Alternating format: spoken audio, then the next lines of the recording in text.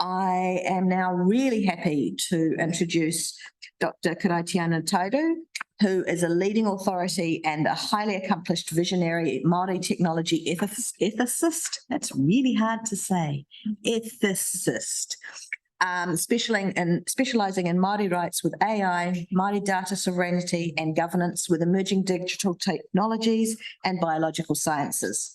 He brings extensive experience in Mātauranga, tikanga Māori, Tiriti and advocacy for digital Māori rights and data sovereignty, and a profound understanding of the intersection between Māori knowledge and emerging technologies.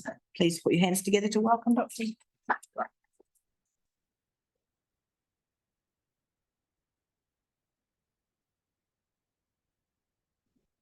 Look at everything else. Awesome, thank you. Kia ora koutou, and thank you for those who are here today. And it sounds like some of you had a really good night last night. So, right, I'll crack into this.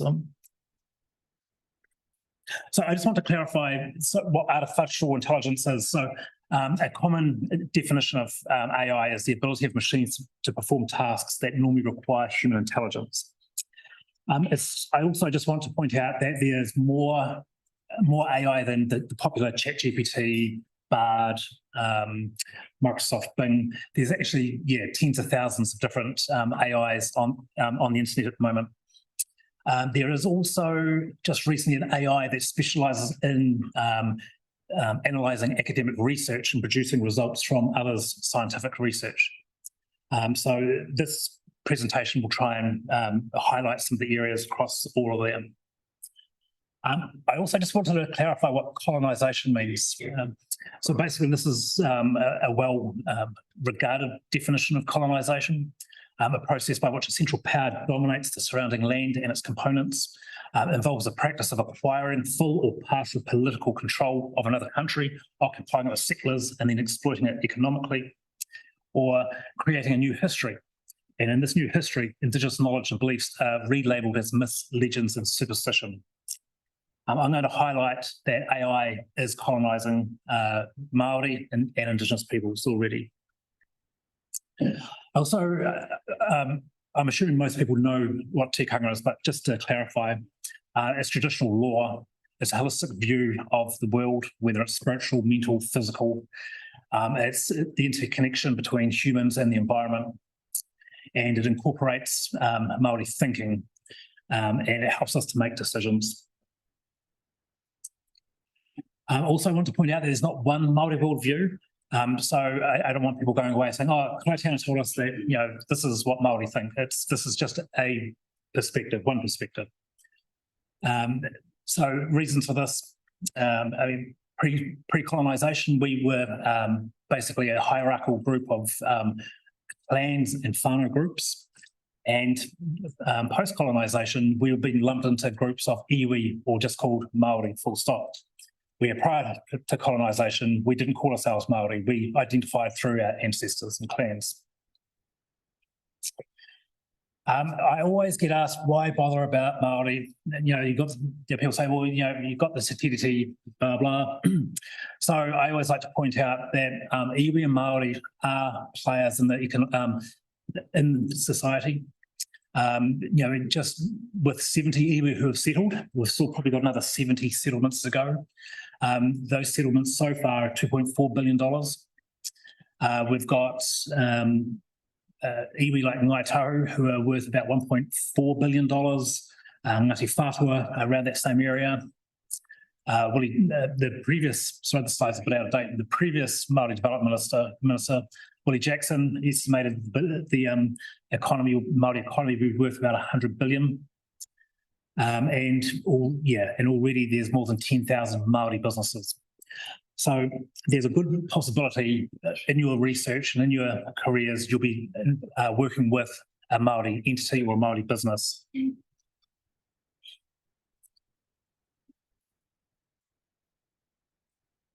So the key theme for this presentation is that we're at a crossroads with artificial intelligence. We can just ignore the colonisation and we'll just have status quo. Or we can take a right turn and decolonise and empower Indigenous peoples and Māori.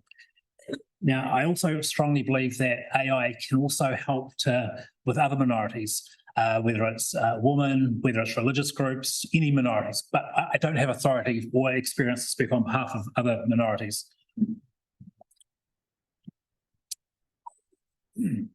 So we've already seen digital and the internet colonise Māori, several times already. Now, this timeline is based on public access of the internet, not ARPA and DARPA and all the technology that's been created by the American military and etc. and universities. So we know when the internet first came to New Zealand, Māori typically did not have access. We already know that. And then the World Wide Web made things a lot worse. So the World Wide Web was popular in New Zealand about the same time as the Y262 claim. The Waitangi Tribunal claim that argued for intellectual property rights of Māori, and that claim has still yet to be addressed properly. Through the World Wide Web, we saw widespread cultural appropriation, colonisation. We saw traditional Māori knowledge turned into myths and legends. Māori woman was sexualised. Our culture was mocked. Having moko put on people's faces became trendy around the world. So there was another wave of colonisation we suffered. Then with the introduction of the social media, I think first of all there was Old Friends, MySpace, Bebo, then there was Facebook and the rest. This was what I call data colonialism. We were giving data to conglomerates without actually knowing what was going to happen with our data. Nobody had the time to read thousands and thousands of pages of privacy and agreement statements. Then around the 2000, we had algorithms which started being biased against Māori. We had the government algorithm charter 2020. It said it was committed to Tiriti. It said it was designed to protect Māori rights. But upon closer analysis of the algorithm charter, it was actually a tool designed, probably I think unintentionally, but it was designed to say, yes, we've consulted Māori, we've ticked the box, but it was actually a really good way of colonising and discriminating against Māori and getting away with it by saying we've signed up to the algorithm charter. So just two of those people, two government agencies that signed up to that were the New Zealand Police and the Ministry of Social Development. Now, the New Zealand Police have been using AI and discriminating against Māori and using AI, despite international research and international advice not to use such AI. Just recently, we've seen the Ministry of Social Development wanting to use facial recognition technologies on their clients, and we know that the majority of the clients are Māori. So again, we know there's going to be discrimination, there's going to be issues there. Now, in 2022, artificial intelligence became a household name with ChatGPT. And so I'm arguing now that we're at another crossroads, but we can actually stop colonisation again for everybody. And so this is the presentation. There's a number of constitutional considerations in New Zealand. I'm not going to go through them in depth, but we've got He Whakaputanga, which is New Zealand's first declaration or constitutional document. It's been widely argued without He Whakaputanga, we wouldn't have had Te Tiriti. The New Zealand Constitution Act recognised the need to work with Māori. The Treaty of Waitangi Act 1975 legislates recognising Te Tiriti. The Māori Language Act, I think it's important to consider that Māori is an official language. And then in 2010, the government at the time signed up to the United Nations Declaration of the Rights of Indigenous Peoples. Now, each one of these articles in UNDRIP directly relate to data and AI. It's also important to consider those of you who work in health. We had the Waitangi Tribunal report on Māori health outcomes, the Y2575 report. It was quite scathing and damning. The latest edition of that report recently came out this year. So the key thing to remember about this report is there was new Tiriti principles that we should listen to. We also had the John Tamahiri and his group took the Minister of Health to court over health records. They wanted to get COVID data to share amongst their communities. So the Ministry of Health said, well, we can't share it with you because you're not an iwi, you're not a Māori, you're not our Tiriti partner. So the High Court ruled in favour of, against the Ministry of Health, because the Tiriti quite clearly states that Te Tiriti partners don't have to be iwi. They can be hapu and they can be Māori organisations. So if you're working with Māori groups, you don't have to have an iwi as a partner. You can have any sort of Māori group. So if you're working in health, you can have a kaupapa Māori health provider. If you're working in the environment, it can be any group, any Māori group into the environment.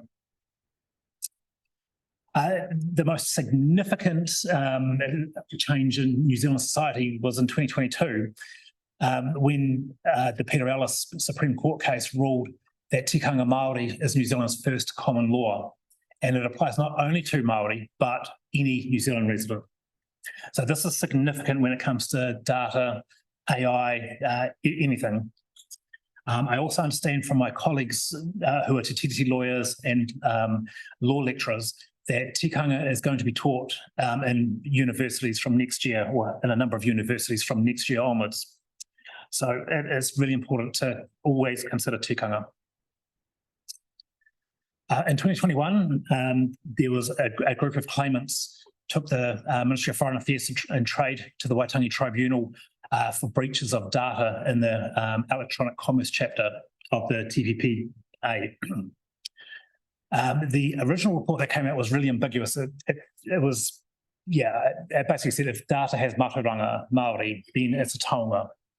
But of course, from my perspective, you can't have data without Mātauranga. You can't have Māori data without having Mātauranga in the data. So earlier this year, the report got updated and clarified. And so it was quite clear that all Māori data is a taonga. So that's significant because that means that any Māori data now has to consider Te Tiriti rights. So the Waitangi Tribunal defined Māori data as digital or digitisable information or knowledge that is about or from Māori people, language, culture, resources or environments. So that's quite a wide definition. And I suspect that any researcher, this will cover anything to do with the environment, taonga species, should now consider a Te Tiriti perspective. The problem with data and AI at the moment is AI just looks at data as terra nullius. It literally takes anything that it can. It doesn't matter if you've put a copyright notice on it. It doesn't matter if you've said do not copy AI, especially ChatGPT and other technologies like that are just taking it. And then there's a number of international cases in courts trying to argue that AI shouldn't be able to just take everything. We're also, in the digital world, we're living in a Western property rights dominated world where Māori rights are currently being ignored. My feeling is this will change very soon with the Supreme Court ruling and with the government working on the Y262 recommendations. We're going to see some significant changes. So why is Māori data a taonga? So this is a perspective of digital data. Sorry. Yep. So depending on whereabouts in the country you are and how you're brought up, in Te Ao Māori, everything comes from either from nothingness or from an ata called eo. With other iwi, Itirangi and Papatuanuku, we've created people. But more significantly, is Tāne Mahuta is the atua of all knowledge and all data. Our traditional knowledge tells us stories about how data was created and brought down to earth. So Tāne Mahuta obviously had a number of children, and a number of those atua are also part of our data. And so we just keep on going around to how the humans got to New Zealand. We came in waka, we all identified to an ancestor, we belong to tribes, sub-tribes, families, groupings, and individuals. So any Māori data that's digital, this is the whakapapa of Māori data. So this is one explanation of why Māori data is a taonga. So those who work in genetic, in biological sciences, the same thing again. We have Tāne Mahuta is the one parent of most taonga species and all environmental species in New Zealand. And so, and Hini Ahuoni is the mother of many species, and there's a number of other atua who are parents of all taonga species in New Zealand. So again, when you're looking at any biological sample of a taonga species, this is the whakapapa of what you're looking at. It's not just simply a strand of DNA or a gene, etc. This is a Te Ao Māori perspective. So again, I point out that some iwi have different versions of this. And so this is just a general whakapapa. For anyone who's really interested in getting a deeper understanding of why data is a taonga, Māori data is a taonga, there's this book here. I contributed to chapter 10, but there's a number of really good Indigenous research methodologies mentioned throughout the book.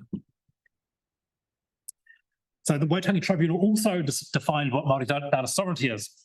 Prior to this, we had a number of different definitions, but basically now data sovereignty includes Māori data governance, the principles, structures, accountability, mechanisms, legal instruments, and policies through which Māori exercise control over Māori data.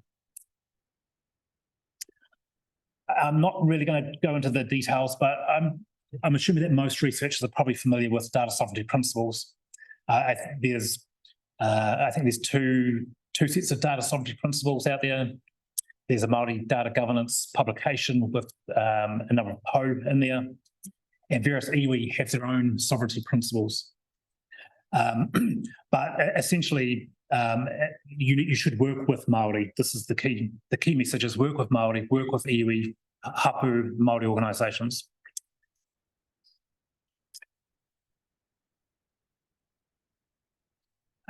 It's also important to consider that some of our legislation already considers Te Tiriti when it comes to anything digital.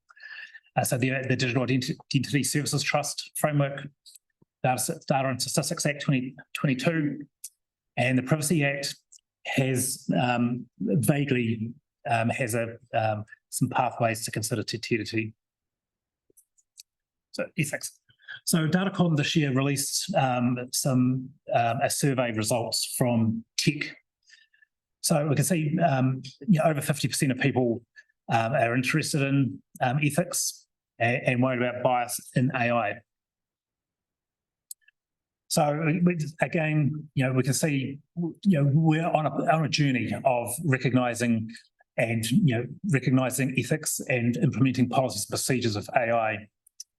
One of the reasons we're very slow on this is because AI and ethics is still a new field in New Zealand. In other countries like America, it's very common. And also to study AI ethics, I had to go offshore to actually get tertiary education in AI ethics. I couldn't find it in New Zealand. Legislating and regulating AI, a lot of people, my experience is those with privilege say we don't need to regulate because AI is good, it doesn't do any harm to me. You talk to people, minorities like Māori, and we say, yep. And Indigenous peoples, we say, yep, it needs to be regulated. We look to America, we look to people of colour in America, the discrimination and the widespread racism by AI. So, but in the tech industry, 82% of people want regulation.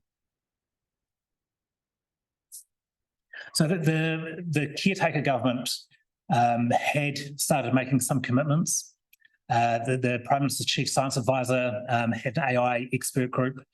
That's concluded now, but the Chief Science Advisor had the hindsight to appoint 2 Māori experts. Parliament, they did have a cross-party AI working group. And the significant thing about that working group is the ministers were openly said, we're not the experts. We will listen to the experts and take it back to the House. The National Party stated that they do have an AI policy. I haven't seen that yet. And we also have a number of different groups working with algorithms, the ethics of AI, the algorithm chart is being reviewed. So I think we're going to see some uptake here. Unfortunately, New Zealand, we haven't yet implemented AI policies yet. China, USA, European unions have, and the United Nations are recommending AI ethics be implemented. Now, some people say, well, New Zealand was so small, we've got this opportunity to actually carefully regulate and look after our own AI. If we don't, all we will end up doing is just being a part of whatever China, the USA, and the European Union tell us to do. So we're at this unique opportunity now where we can talk about New Zealand sovereignty, we can talk about Māori sovereignty, and look after our country first, as other countries are.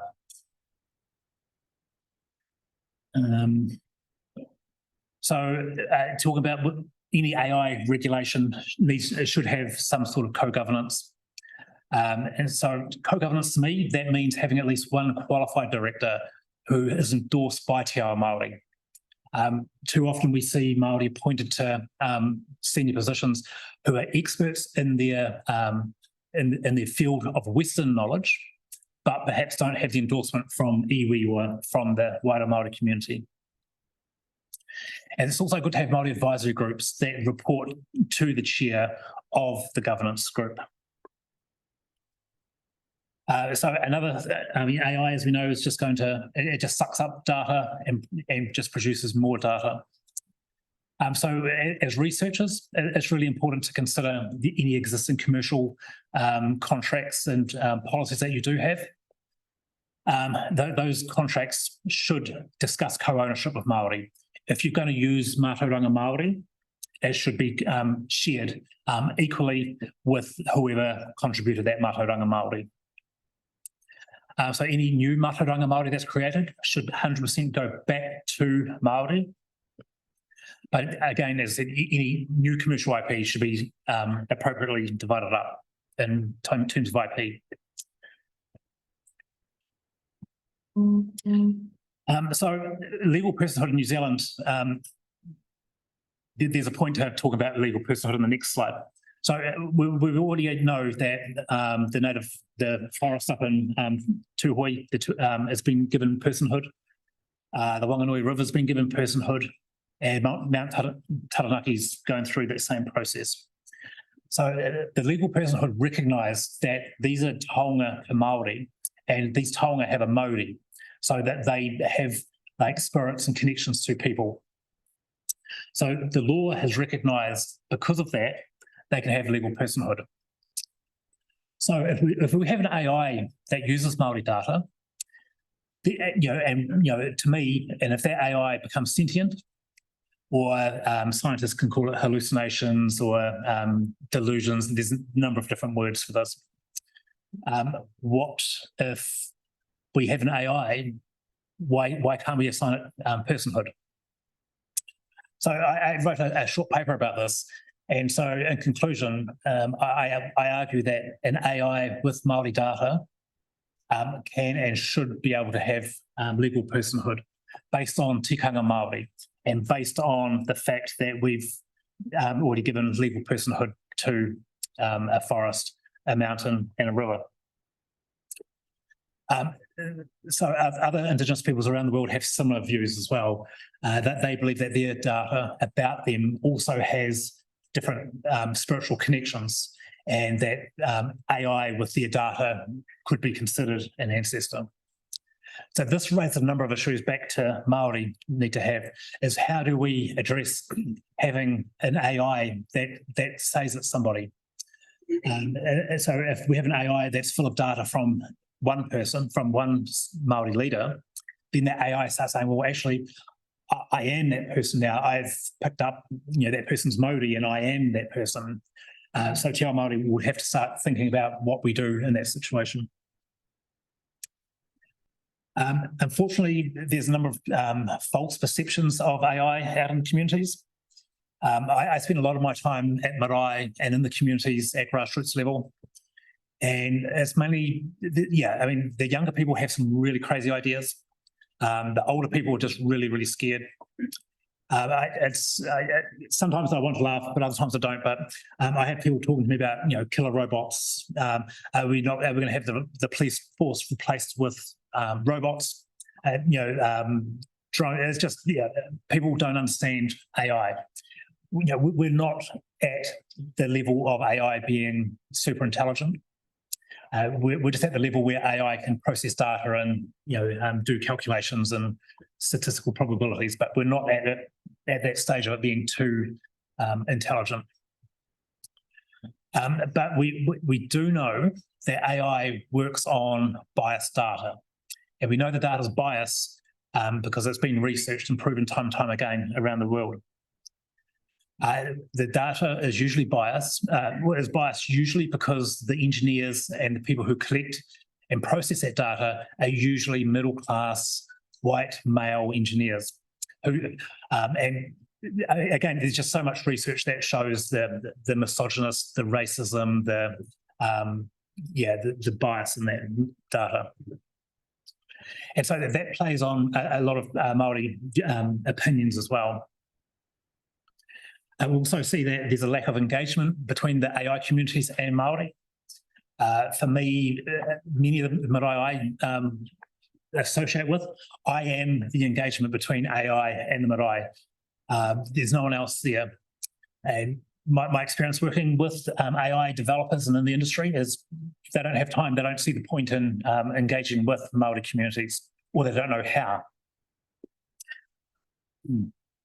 We also have a lot of concerns about the environment. What will AI do with, what will researchers do about our knowledge in Mātauranga Māori to do with the environment when you want to put it into an AI to help with global warming? A lot of Māori I talk to fear that data could be used against them as, for land claims and for other issues. So there's some real concerns there that as researchers we should all be aware of. Based on the Hauiti report, I created some AI ethics, Tiriti-based AI ethics. So the principle one of Tino Rangatira basically talks about embedding Māori leadership and decision-making at all levels in the system development life cycle of AI. And so that starts right at the conception idea in your head. You should engage with Māori right from there. We've already seen around the world, as I keep on saying, AI creates inequities. So we need to make sure that any AI systems achieve equity outcomes for, I say Māori, but I say all people, all minorities. We need to make sure that Māori are part, contribute to the development, and even right through to the end of the system. And Māori should also be part of the decision whether that system should be shut down or not. Again, requiring AI developers and product owners to act to their fullest extent practicable to achieve equitable outcomes for Māori. Mana whakahaere, again, ensuring Māori data sovereignty principles are maintained throughout the life cycle. And again, recognising IP rights in anything that AI produces. Again, it's important to ensure that tikanga Māori is allowed through the AI life cycle, and this reflects the Supreme Court decision. This does cause issues. I've been involved when I've had a senior engineer say to me, but an AI can't be sentient. It's just zeros and ones and hardware. And so I said, yes, that's your scientific view from a Western perspective. My scientific view from a Mātauranga Māori perspective is it can be sentient. And we should both agree to respect each other's opinions and allow tikanga. So I think we agree to disagree, but we still work together. There's a tapu noa. I mean, AI should not be culturally unsafe. So as an example, I've heard people say, wouldn't it be great if we got one of your tipuna as an AI? We'll load up all the books that have about them, recordings from TVNZ, and we'll get this AI looking like tipuna A, talking and pretending he's alive and making decisions. That is a gross breach of tapu. So if developing AI, if people don't know if something will be a breach of tikanga or not, I strongly suggest using Hirini Moko Meets tikanga test. It's a long process to go through, but you can quickly find out if something breaches tapu or not. So these slides are on the wrong way. So we've got robotics. So robotics ethics is also something that's becoming an issue. Again, in the communities, I have many Māori saying, well, robotics will take over our jobs, and AI and robotics. And largely they're probably right. So we need to design robotics with ethics in mind. Again, using the same Tiriti principles, very similar to AI, just ensuring Māori are part of the whole cycle, ensuring there's equity issues, equity is considered, making protection, and working with Māori. Now, the reason this is really important is because we know Māori are overrepresented in most of these manual jobs and sort of jobs, automated jobs, which will be overtaken by AI and robotics. So again, it's just really important to ensure using the AI ethics, robotics ethics. Now, a way to combat this issue is creating new jobs, and creating new jobs that decolonize data and remove bias and misogyny and all the rest of those things that make data biased. So implementing Māori ethics, appointing a chief Māori data steward. Now, in my opinion, in universities, this should be a senior position. We also should, for a country, we should have a chief Māori data steward or AI steward who reports directly to the Prime Minister. In the same way, we have a chief data steward who reports to the Minister.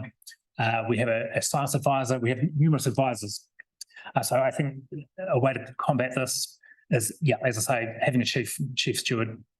As researchers and companies and universities, we actually need engagement teams, not just the appointed Māori person who works with communities, but actual engagement teams who can go out to the communities and be that conduit between the researchers, the AI, and Māori communities.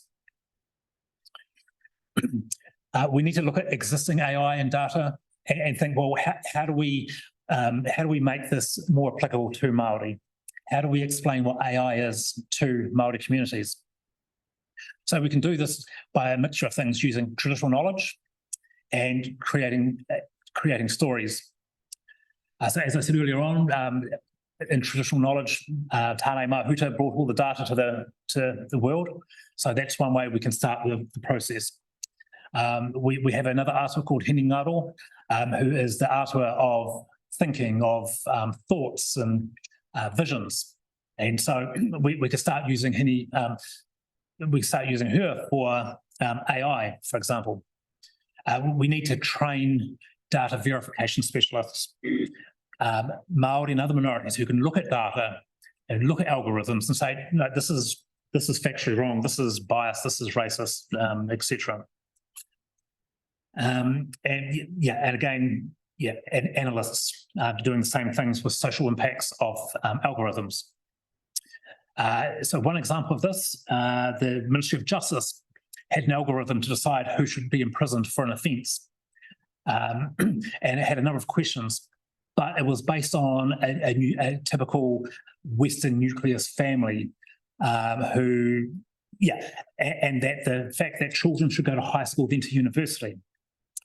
So we know that statistically Māori don't go to university. They don't go to, they don't finish high school because of biases, racism, digital divide. There's a whole range of issues. So that algorithm immediately was biased against Māori because it didn't consult with Māori. Had that algorithm had a Māori analyst examine it at the start, we wouldn't have had those issues. We already know, I think we all know about fake news. We've all been part of it through COVID, where we've seen some, significant introduction of fake news. We're already seeing false academic papers being written by AI. It's a colleague of mine has been researching this, and other academics are quoting and citing these false academic papers written by an AI. So we know that it's happening. With large language learning models such as ChatGPT, we've already seen, I've seen that it's picked up all the ethnographers' publications from the colonial settlers to recently and taken that as fact. So I did a number of tests of ChatGPT. So it did refer to Māori religion as mythology, as fairy tales, folklore, a number of other different terms. It stated Māori arrived 1,000 years ago. Traditional knowledge says many different things. It thought, I asked ChatGPT who I was. It referred to, it called me, it confused me with someone else. I asked who Tahu Regan is, who's my co-martyr from Ngāi Tahu, and it assigned him to another iwi. It was just, there's a lot of false knowledge there. So we have to be aware of what data we put online and what happens to our research. So we can learn by those biases that Māori have already faced. So we can, so we already know this.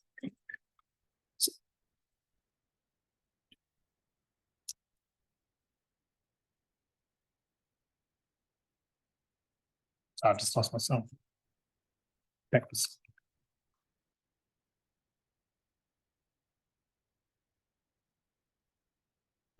So some of you might already know what algorithmic discrimination is, but basically it's an algorithm that's been written that's biased against different people. So I've just put a few real life examples here. So there was a tool, also Amazon recruitment engine, but was found to favour white males. Females were basically just cut off regardless of their qualifications, regardless of the experience, because the engineers designed the AI to look like they did. Google photo labeling algorithm a while ago, it literally labelled people of colour, black people, as gorillas. And there's a number of photos online and research to prove this. As I said before, facial recognition discriminates against people of colour. Anyone with light browns, dark browns, or black skin usually doesn't get recognised by facial recognition. We see a number of people in the United States going to jail, being imprisoned when they're actually innocent because facial recognition technology has thought they were someone else. Despite the fact that a human should have been interacting with the image, but research has shown that the human who was checking the photos was usually a white person who thought that the technology was more superior than the human, so they didn't check, they just let it go by. So we need to start considering a number of data protections as researchers. We know that any data added to an AI will be kept. So if you were asking a ChatGPT, for example, to do your calculations, trying to get advice for your research, that your questions become part of the AI's knowledge, and it'll be used more and more. It's really important that organisations stop AI's APIs being used in networks. And I strongly believe that AI full stop should not be used in public networks. It's also important to consider that anything online is going to be scraped and used in AI. For web developers, I mean, you can use a robot's text in your website.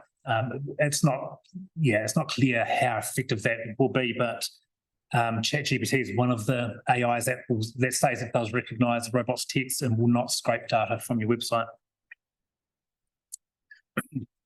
Another issue when you are using data or AI is wherever the AI is based, you immediately become under that country's jurisdiction, legal jurisdictions.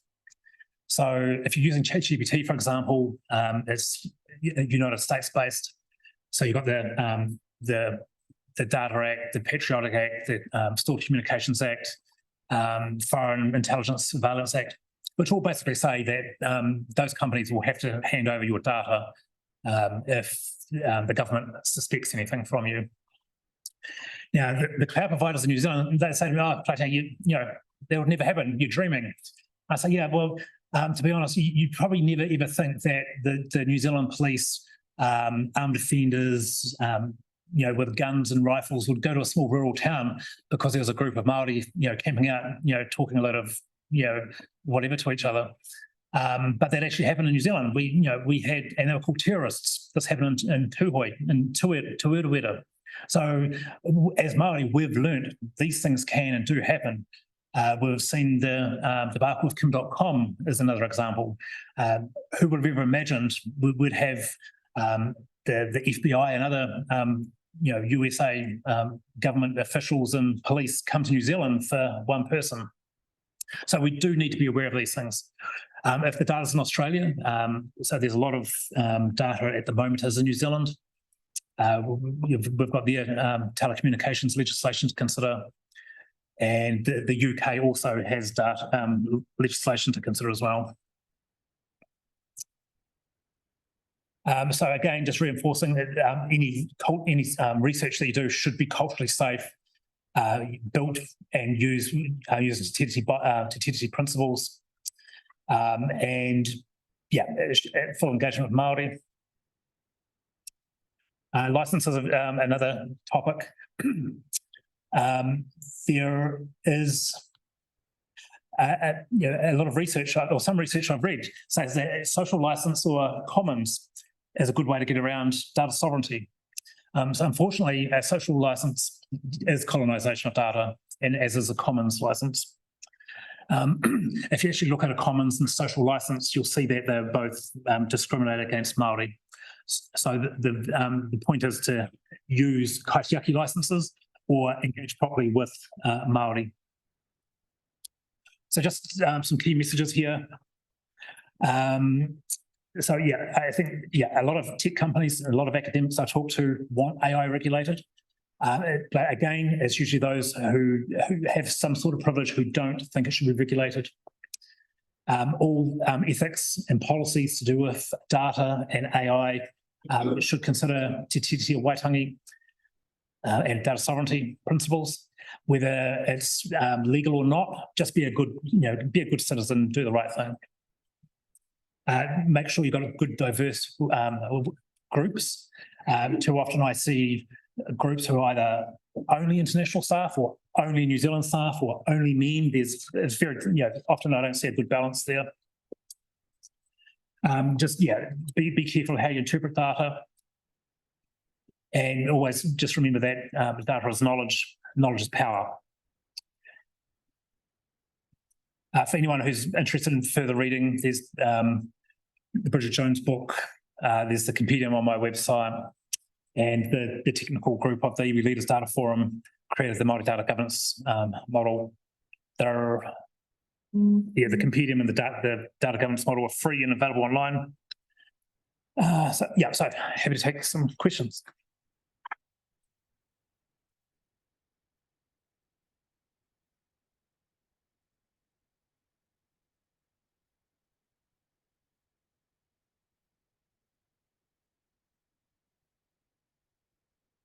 I can start from here. Kia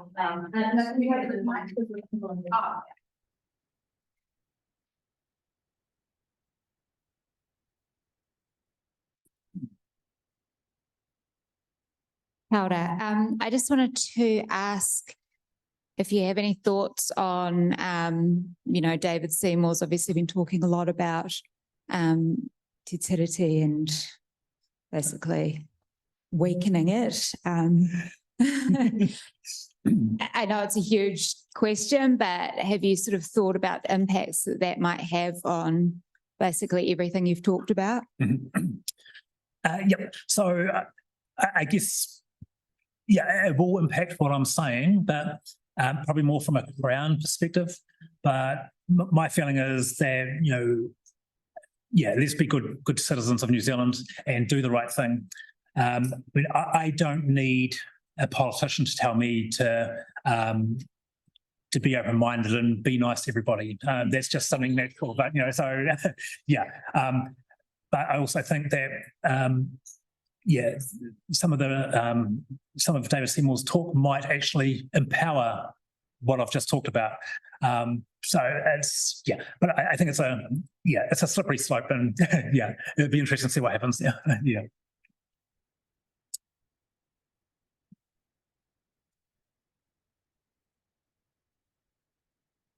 Thanks heaps for that. I was just wondering, when sort of these technologies are based overseas, how we sort of apply these principles. Sure. Yeah. So through regulation, I think the government should be saying to these international companies, if you want to come to our shores, implement Tiriti principles, and not only implement them, but let us monitor how you do that. And so I have a lot of pushback on this. People say, you can't do that. And I said, well, we have free trade agreements up until 2021. Said, well, we can't add Tiriti to it because we're international players, but we have Tiriti clauses in free trade agreements now. So I think that's the way to do it. We have the big companies who are here now are already engaging with Māori and iwi. So it's just a little step further, in my opinion, to get them to commit to Tiriti principles. And then I think the government, through regulation, if we can identify New Zealand data sovereignty, that will also reinforce Māori data sovereignty for AI and all the cloud providers, etc.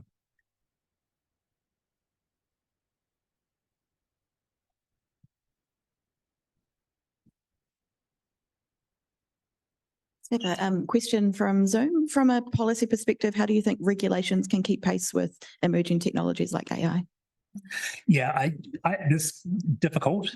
I spend about 0.6 of my time researching AI, and I still feel like I'm behind the ball. So I think, probably looking at very overhanging policies that consider Tiriti and then worry about the finer points afterwards is probably my advice, and that's how I operate. Using think tanks of different people to try and identify what possible risks are, looking at global trends as another way of trying to predict future trends in AI. But there's no real short, quick answer for that one.